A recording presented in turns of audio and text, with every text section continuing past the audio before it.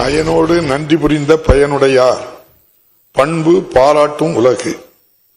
நீதி வலுவாமல் நன்மைகளை செய்து பிறருக்கு பயன்பட பணியாற்றுகிறவர்களின் நல்ல பண்பை உலகம் பாராட்டும்.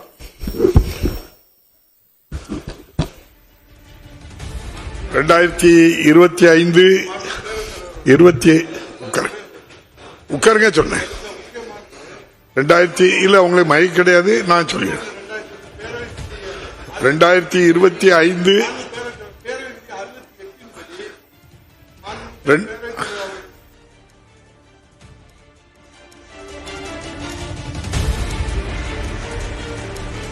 2025-2026 ஆண்டுக்கான நிதிநிலை அறிக்கையை தாக்கல் செய்வதற்காக சட்டப்பேரவை கூடியிருக்கிறது. சபாநாயகர் தற்போது இருக்கையில் அமர்ந்திருக்கிறார். அந்த பேரவை பட்ஜெட் தாக்கல் நடைமுறையை தற்போது பின்பற்ற தொடங்கியிருக்கிறது. அதற்கான காட்சிகளை தற்போது பார்த்துக் கொண்டிருக்கிறோம். இந்த பட்ஜெட் 5வது திமுக அரசு பொறுப்பேற்ற பிறகு தாக்கல் செய்யப்படக்கூடிய 5வது பட்ஜெட் இதுவாகும். ஒரு இடைக்கால பட்ஜெட்டுடன் சேர்த்து தேர்தலுக்கு முந்தைய ஆண்டில் தாக்கல் செய்யப்படக்கூடிய ஒரு முழுமையான பட்ஜெட் இது என்பது குறிப்பிடத்தக்கது.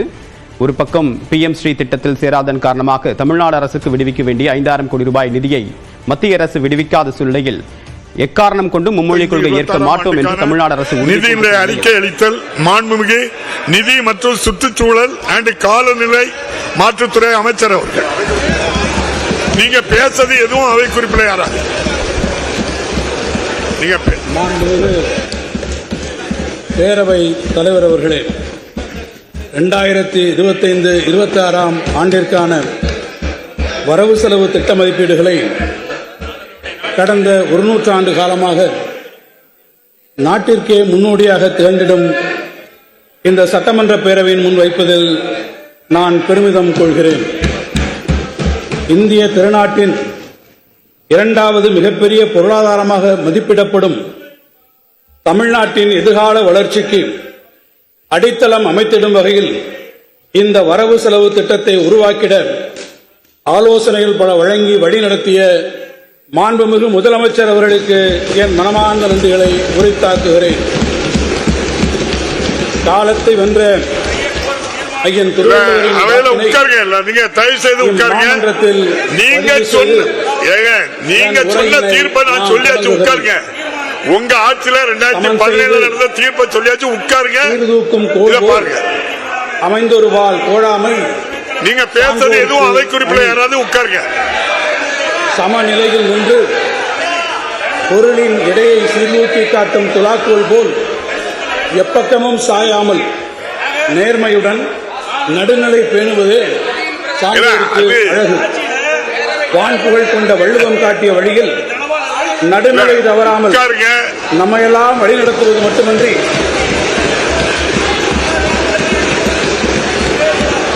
எத்தனை தடைகள் எதிர்வந்தாலும் சமநிலை தவறாது தமிழ்நாட்டின் நலனை காத்திடுவதில் நமது மாண்புமிகு முதலமைச்சர் அவர்கள் காட்டிடும் உறுதியை நாடே வியந்து பாராட்டிக் கொண்டிருக்கிறது.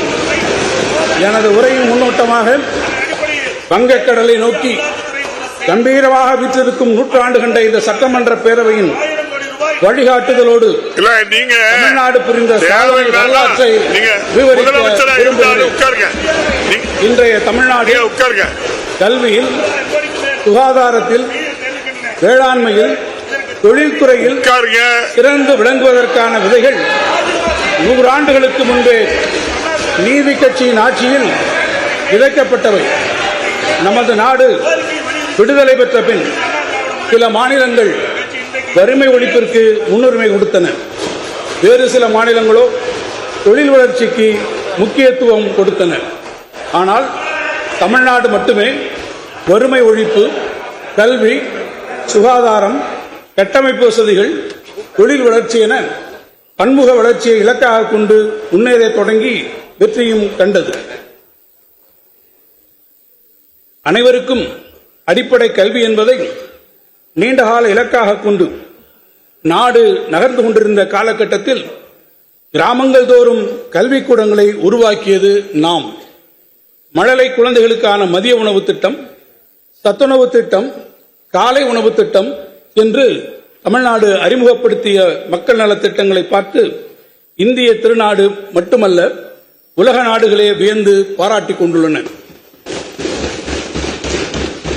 பெருந்தொழிற்சாலைகளின் தேவைக்கென மின் உற்பத்தியை பெருக்கிக் கொண்டிருந்த காலகட்டத்தில் கடைக்கோடி குக்கிராமங்களும் மின்வசதி பெற்றிட வேண்டும் என சிந்தித்தவர்கள் நாம். நாடெங்கும் பெருநகரங்களின் வளர்ச்சியில் குடிசை பகுதிகளை அப்புறப்படுத்துவது குறித்து விவாதிக்கப்பட்ட காலகட்டத்தில் ஏழை எளிய நகர்ப்புற மக்களுக்கு பன்னடுக்கு குடியிருப்புகளை உருவாக்கிட தனி வாரியம் கண்டவர் நாம். முன்னோடியாக மகளிருக்கு வாக்குரிமை வழங்கிய சென்னை மாகாணம் காட்டிய வழியில் பிற்காலத்தில் பெண்களுக்கு சொத்துரிமை வழங்கிய முன்னணி மாநிலங்களின் பட்டியலில் தமிழ்நாடும் இடம்பெற்றது. எவ்வித சமரசத்திற்கும் இடம் தராமல் இருமொழி கொள்கையினை தமிழ்நாடு தொடர்ந்து பின்பற்றுவதன் மூலம் தமிழ் பண்பாட்டினை பாதுகாத்தது மட்டுமல்ல, ஆங்கிலத்தின் துணையோடு உலகை வெல்லும் தனியாத தாகம் கொண்டு தரணியில் வலம் வர தொடங்கினர் நமது இளைஞர்கள். பிரபல பிரெஞ்சு பொருளாதார பேராசிரியர் தாமஸ் பிக்கெட்டி அவர்கள், inequality is a choice, but we can choose a different path என்று குறிப்பிட்டதைப் போல கடந்த ஒரு நூற்றாண்டு காலமாக தமிழ்நாடு தேர்ந்தெடுத்த பாதை தனித்துவமிக்கது. மனிதநேயம், சமூக நீதி, பரவலான பொருளாதார வளர்ச்சி, மகளிர் நலன், விளிம்பு நிலை மக்கள் முன்னேற்றம், தமிழ் பண்பாடு என தமிழ்நாடு வெற்றி நடைபயின்ற அந்த பயணம் வரலாற்று சிறப்புமிக்கது. இந்த நூற்றாண்டு பயணம் வெற்றிகரமானது என நாம் பெருமிதம் கொள்வது எதிர்காலத்தில் தடைகளை தாண்டி வளர்ச்சியை நோக்கி மேலும் எழுச்சியுடன் செல்ல வேண்டிய தேவையினை குறிக்கிறது. எதிர்வரும் ஆண்டுகளில் நாம் மேற்கொள்ளவிருக்கும் பயணத்தின் திசைகாட்டியாக முத்தமிழறிஞர் கலைஞர் கால் நூற்றாண்டுக்கு முன்னர் நிகழ்த்திய சாதனைகள் இரண்டினை இம்மாமன்ற உறுப்பினர்கள் வாயிலாக தமிழ் முழும் நல்லுலகத்திற்கு நினைவுபடுத்திட நான் விளைகிறேன்.